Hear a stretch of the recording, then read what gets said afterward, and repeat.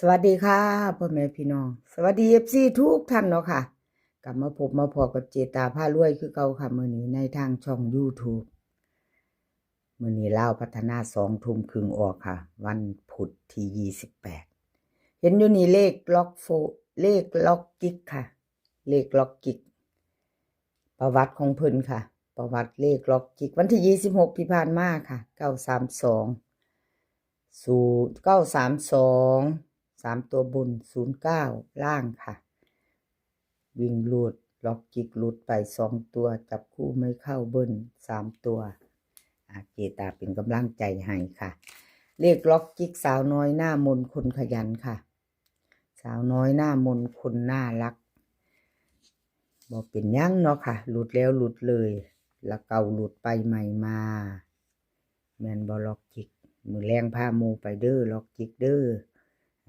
ขามโค้งไวๆเด้อมือแรงขามโค้งเด้อค่ะเลขล็อกจิกFC เลขล็อกจิกเตรียมแคปหน้าจอค่ะ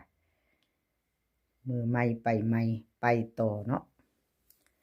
ลาวพัฒนาวิ่งลูดล็อกจิกมือนี้ให้มา4ค่ะ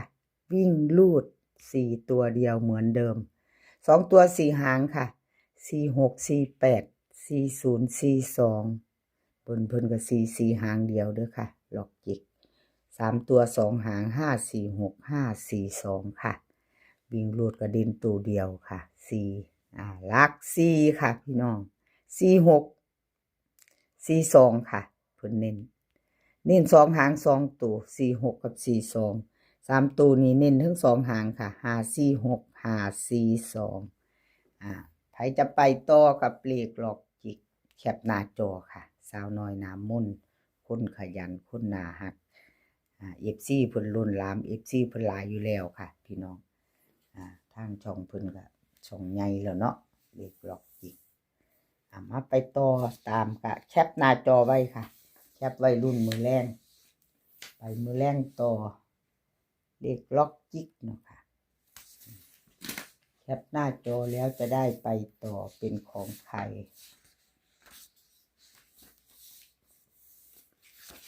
เป็นของใครต่อไปเนาะค่ะเซียนหนุ่มค่ะ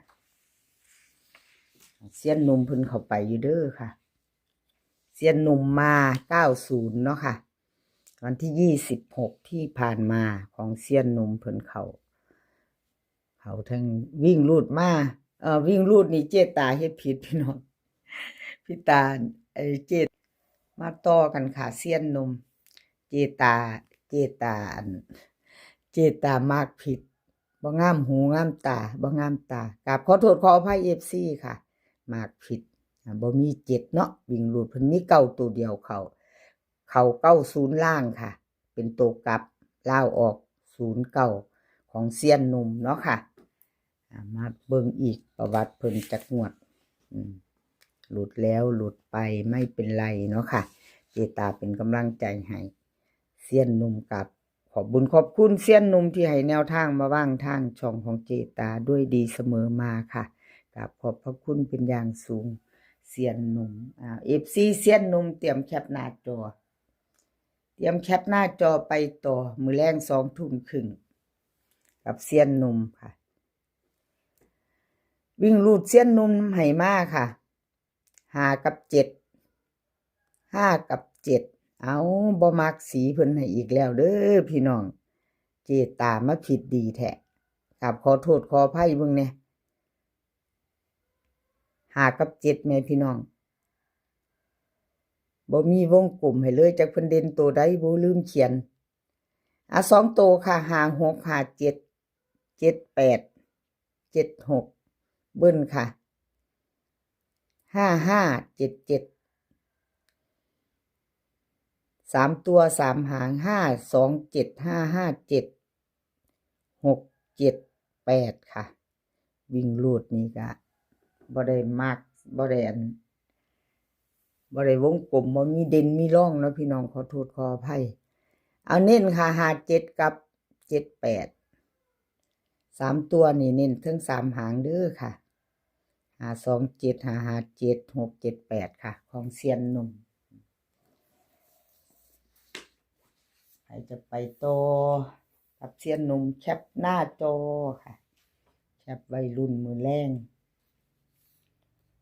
20:30ลาวพัฒนาออกมือใหม่แล้วเฮากับรุ่นใหม่เนาะพี่น้องกับเซียนหนุ่มเซียนจิระค่ะต่อมาของเซียนจิระวันที่26ค่ะเซียนจิระ26ประวัติของเพิ่น932 3ตัวบน09ล่างวิ่งรูด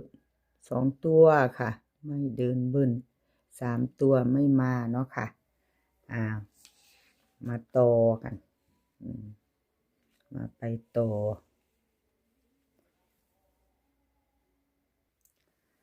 มาต่อกับเซียนจิระค่ะแนวทางใหม่ของเพิ่นวันที่28เนาะลาวพัฒนาวิ่งรูดเพิ่นให้มาค่ะ2ตัวเดียว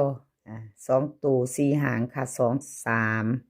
25 28 24ค่ะเบิ้ล22 3ตัวค่ะ3หาง123 122 124ค่ะวิ่งรูดเพิ่นเด่น2ค่ะ2ตัวเน้น23กับ24ค่ะ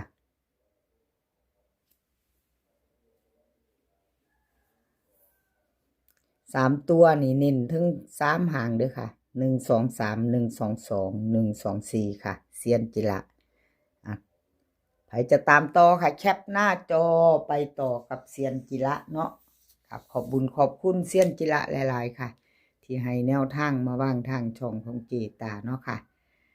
กราบขอบพระคุณเป็นอย่างสูงไปต่อค่ะเป็นของใครแคปหน้าจอไว้ค่ะพี่น้องรุ่นกันมือแรง20:30เป็นวันพุธค่ะลาวพัฒนาออก20:30ไปใหม่ไปต่อกับเซียนจิระเนาะค่ะมือใหม่แล้วไปต่อเซียนซุ่มค่ะ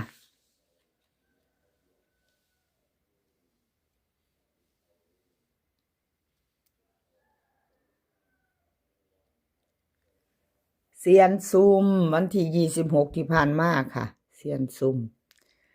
ลาวพัฒนาออก932บน3ตัวล่าง09ค่ะวิ่งรูดไปค่ะ2ตัวเบิ้ล3ตัวค่ะให้เบิ่ง2งวดเซียนซุ่มเนาะค่ะมันก็หลุดไปบอกเป็นยังเจตาเป็นกำลังแรงใจให้ค่ะเป็นกำลังใจให้เหมือนเดิมครับขอโทษขออภัย FC แทนเซียนซุ่มเนาะค่ะเลขทุกตัวเอามาวางเพื่อเป็นแนวทางโปรดใช้วิจารณญาณในการรับชมเป็นอย่างสูงค่ะเป็นเพียงแนวทางเนาะค่ะเซียนซุ่มมาไปต่อกับเพิ่นมือแรงค่ะพี่น้องลาวพัฒนาวิ่งรูดเพิ่นให้มาค่ะ4กับ3 2ตัว4หาง4 3 4 5 3 5 3 6เบิ้ลค่ะ4 4 3 3 3ตัวค่ะ3หาง0 3 5 0 4 3 5 3 6วิ่งรูดเพิ่นเด่นทั้ง2ตัวเด้อค่ะ4กับ3เซียนซุ่ม2ตัวเน้น3หางค่ะ2ตัวเน้น3หาง4 3 4 5 3 6ค่ะ3ตัวเน้น2หาง0 4 3 5 3 6แคปหน้าจอค่ะใครจะไปต่อกับเซียนซุ่มกับขอบบุญขอบคุณเซียนซุ่มหลายๆเด้อค่ะที่ให้แนวทางมาวางทางช่องของเจตาเนาะค่ะกับขอบพระคุณเป็นอย่างสูงสำหรับแนวทางเนาะค่ะ